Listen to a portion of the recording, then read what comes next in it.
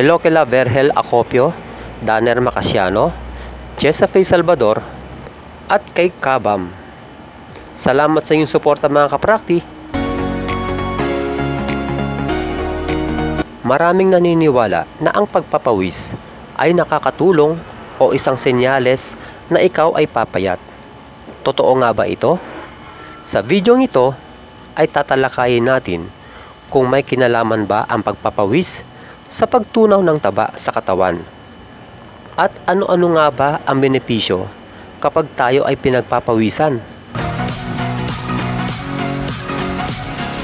Ang pawis ay isang natural na mekanismo ng ating katawan mula sa sweat glands sa iba't ibang kadahilanan, gaya ng init, pag-e-exercise at stress. Ang pawis ay binubuo ng tubig, electrolytes, at maliit na bahagi ng toxin gaya ng urea. Kaya tayo pinagpapawisan ay upang ilabas ang init ng ating katawan, dahilan upang guminhawa o lumamig ang ating pakiramdam. Ang pawis ay hindi kailanman direktang nakakatunaw ng ating taba. Hindi rin ito nakakapagsunog ng calories upang tayo ay pumayat o matunaw ang ating taba, lalo na yung tinatawag na belly fat. Ang pagtutunaw ng taba ay nangyayari kapag ang ating katawan ay sinusunog ang taba natin sa pamamagitan ng pagbabawas ng kakainin o tinatawag na calorie deficit, kung saan babawasan o bababaan mo yung calories na ipapasok mo sa iyong katawan, na ang mga calories na ito ay mula sa mga pagkain at inumin na ating kakainin.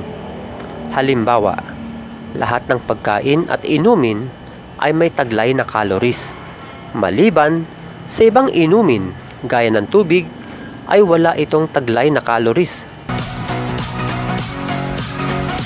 Sabihin natin yung kinain mo na kanin ay may taglay na 200 calories. Yung ulam mo ay may total na 350 calories. Saging, 80 calories. At iba pang pagkain na kinain mo sa buong araw ay may kabuuan na 3,000 calories. Pero ang dapat lang na total calories na kailangan mo ay 2,500. Dahil sobra ka ng 500 calories o sobra yung kinain mo, maiimbag ito sa iyong katawan na magiging taba o belly fat sa kalaunan. Para ikaw ay pumayat mula sa 2,500 calories, gagawin mo itong 2,000 hanggang 2,300 calories na lamang. At dahil kulang na sa 2,500 na kailangan mo sa isang araw, unti-unting bababa ang iyong timbang. Dahil resulta ito ng unti-unti ring pagtunaw ng iyong body fats. Kapag ikaw ay nag-e-exercise, gaya ng pagbubuhat sa gym, karaniwan na sa atin ang pagpawisan. At sa tuwing tayo ay nag-workout, nagagamit natin ang mga calories mula sa ating mga kinain bilang energy. Ibig sabihin, nasusunog itong mga calories na ito sa tuwing tayo ay nag-e-exercise. Dahilan upang mabawasan ang calories na pinasok mo sa iyong katawan, na magre-resulta ng unti-unting paglusaw ng taba mo sa katawan. Muli, hindi ka nakapagsunog ng calories dahil pinagpawisan ka sa pag-workout.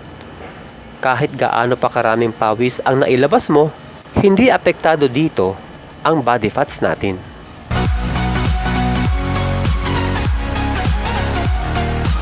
Alam nyo ba yung tinatawag na sauna suit? Ito yung madalas isuot, karamihan, mga matataba, sa tuwing sila ay nagja-jogging, walking, o kahit habang nagbubuhat. Dahil parang plastic ang itsura nito, mainit talaga kapag sinuot mo ito. Dahilan upang pagpawisan ka ng todo. At kapag pinagpawisan ka ng todo, aba, malaki daw ang tsansa na pumayat ka. Bakit nga naman hindi? Pagkatapos mo mag-exercise na suot ito, ay malaki ang nabawas sa timbang mo. Ibig bang sabihin nito, may natunaw na taba sa katawan mo? Hindi. Ang dahilan ng pagbaba ng timbang mo ay dahil sa dami ng pawis na lumabas sa iyo. Ibig sabihin, nabawasan ka ng tubig sa katawan. Natural, bababa talaga ang timbang mo. Pero ang pagbaba ng timbang na yan ay pansamantala lamang. Dahil kapag ikaw ay uminom ulit at kumain, babalik sa dati ang timbang mo. O baka mas mataas pa nga kesa dati. Dahil sa mga kinain at ininom mo. Pinahihiwatig lang nito na may suot ka man na sauna suit o wala, walang pagkakaiba sa bilang ng calories na nasunog mo mula sa iyong pag-e-exercise. Pinagpawisan ka man o hindi. Halimbawa, yung mga swimmer nakakapagsunog ng calories dahil sa kanilang paglangoy. At sila ay hindi pinagpapawisan. Pero, ang isang taong nasa bahay lang at pinagpapawisan dahil sa init ng panahon ay hindi kailanman nakakapagsunog ng calories dahil wala naman siyang ginagawa. Kung gusto mo talagang pumayat o malusaw ang iyong bilbil, unahin mong gawin ang mag-calorie deficit, kung saan babawasan mo ang calories na ipapasok mo sa iyong katawan o pagbabawas ng pagkain. Iwasang kumain ng mga matataas na calories gaya ng ice cream at cake.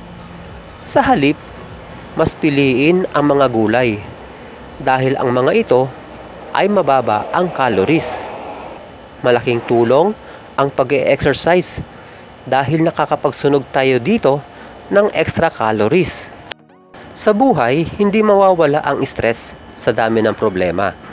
Pero pwede nating pababain ang stress sa pamamagitan ng meditation, yoga, o kahit simpleng inhale at exhale lamang. Dahil ang stress ay nagpapataas ng cortisol level, kung saan maaari kang tumaba o magiging hadlang sa pagtunaw ng iyong taba sa katawan. Kung nagustuhan nyo ang video, huwag kalimutang mag-subscribe, like, and share. At pakiclick mo yung notification bell upang lagi kang updated sa aking mga videos. Hanggang sa muli mga kaprakti, thank you and God bless.